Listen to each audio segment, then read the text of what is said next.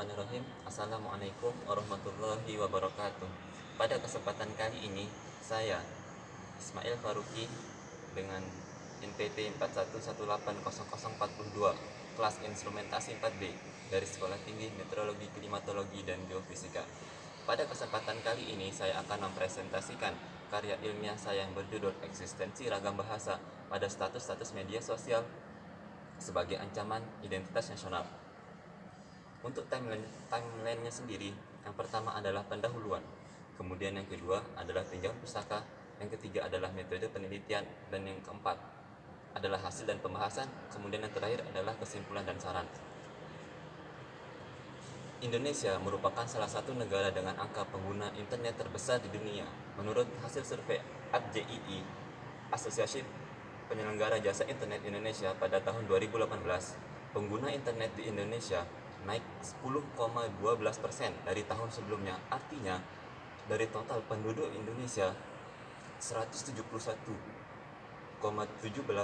juta jiwa menggunakan internet. Nah, dari jumlah tersebut, komposisi pengguna internet digolongkan menjadi umur 10 hingga 44 tahun. Dari keseluruhan pengguna internet tersebut, sebanyak 97,4% pengguna internet mengaku mereka mendapatkan informasi terbaru melalui media sosial. Di Indonesia sendiri, media sosial sudah dianggap sebagai kebutuhan utama dalam pembaruan informasi, karena sangat maraknya informasi-informasi terbaru atau yang bisa kita bilang dalam tanda kutip viral disebarluaskan melalui media sosial seperti Facebook, Twitter, Instagram, WhatsApp, dan lain-lain. Dalam menggunakan media sosial, tidak luput penyalahgunaan bahasa yang mereka gunakan. Salah satunya adalah menggunakan ragam bahasa, baik itu bahasa asing, bahasa daerah, maupun bahasa gaul. Telah kita ketahui bahasa adalah alat komunikasi antar penulis dan pembaca, agar tujuan dari apa yang akan disampaikan penulis bisa tersampaikan kepada pembaca. Menurut Mega, pada tahun 2013, bahasa Indonesia adalah bahasa Persatuan Rakyat Indonesia yang dicantumkan dalam Sumpah Pemuda pada 28 Oktober 1945 sebagai identitas nasional. Dalam media sosial, banyak penggunanya menggunakan beragam bahasa seperti bahasa Inggris, bahasa Arab, bahasa asing, bahasa Jerman, ataupun bahasa gaul yang sudah beredar di masyarakat. Kemudian kita masuk ke rumusan masalah. Dari latar belakang yang sudah saya jelaskan seperti tadi, didapatkan ada 3 rumusan masalah. Yang pertama, mengapa eksistensi ragam bahasa pada status-status media sosial dapat mengancam identitas nasional? Kemudian yang kedua, apa penyebab ancaman bagi identitas nasional ini? Kemudian yang ketiga adalah bagaimana eksistensi ragam bahasa pada status-status media sosial dapat mengancam identitas nasional. Selanjutnya, tujuan penelitian. Tujuan penelitian dari karya ilmiah ini adalah yang pertama, untuk mengetahui eksistensi ragam bahasa pada status-status media sosial. Kemudian yang kedua, untuk mengetahui apa saja penyebab eksistensi ragam bahasa ini pada status-status media sosial pengguna internet. Kemudian yang ketiga, untuk mengetahui bagaimana ragam bahasa pada status-status media sosial digunakan. Selanjutnya kita masuk ke manfaat penulisan. Adapun manfaat penulisan, yang pertama, tulisan ini dapat digunakan sebagai rujukan atau ladang informasi terkait eksistensi penggunaan ragam bahasa pada status-status media sosial. Kemudian yang kedua, tulisan ini diharapkan dapat memenuhi kewajiban untuk tugas bahasa Indonesia. Kita masuk ke metode penelitian.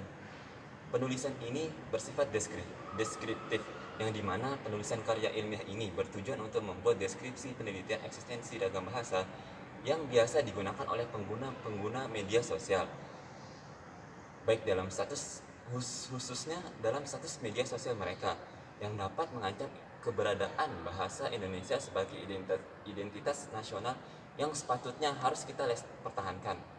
Kemudian kita masuk ke objek penelitian. Adapun objeknya sendiri yaitu bahasa atau ragam bahasa yang digunakan oleh pengguna media sosial, baik itu bahasa asing, Inggris, Arab, Jerman, Jepang, Cina, dan lain-lain.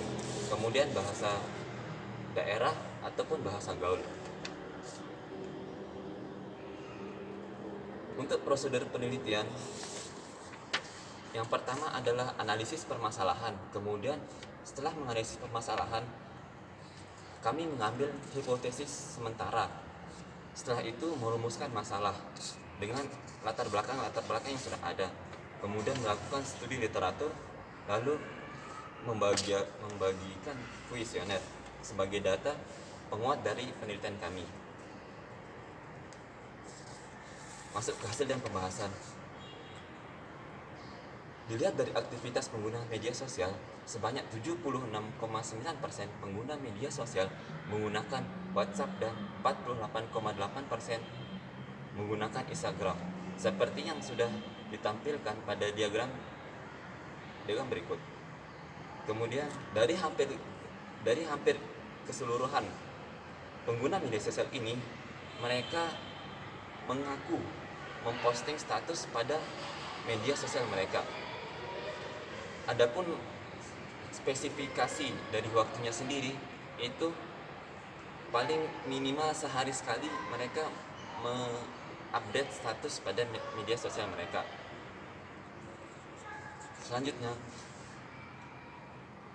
setelah data sudah kita dapatkan, kemudian kita masuk ke bagaimana sih eksistensi ragam bahasa ini menjadi ancaman untuk identitas nasional. Nah, para pengguna media sosial menggunakan ragam bahasa pada status mereka, baik itu bahasa asing, bahasa gaul, ataupun bahasa daerah. Sebanyak 52,8% atau kurang lebih 50% mereka,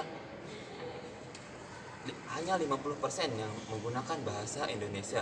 Itu menandakan bagaimana ancaman bagi penggunaan bahasa Indonesia sebagai identitas nasional kita, yang terlebih lagi fungsi bahasa Indonesia sendiri adalah sebagai identitas nasional. Kemudian selanjutnya dan yang terakhir adalah kesimpulan. Untuk kesimpulannya, yang pertama adalah pengguna media sosial semakin banyak di berbagai umur, bahkan menggunakan bahasa selain bahasa Indonesia. Kemudian yang kedua adalah ragam bahasa inilah yang dapat menyebabkan pengurangan pengguna bahasa Indonesia. Kemudian yang ketiga, adanya eksistensi dan bahasa dapat menyebabkan ancaman secara langsung terhadap identitas nasional. Selanjutnya, saran dari kami untuk penelitian selanjutnya, perlu adanya tindakan secara langsung terkait dengan penggunaan bahasa selain bahasa Indonesia yang sudah menyebar luas di kalangan pengguna media sosial, dan juga perlu adanya pengajaran tersendiri untuk masa depan masyarakat Indonesia sendiri, serta untuk memperkenalkan identitas nasional kita ke lingkup dunia. Sekian, terima kasih. Wassalamualaikum warahmatullahi wabarakatuh.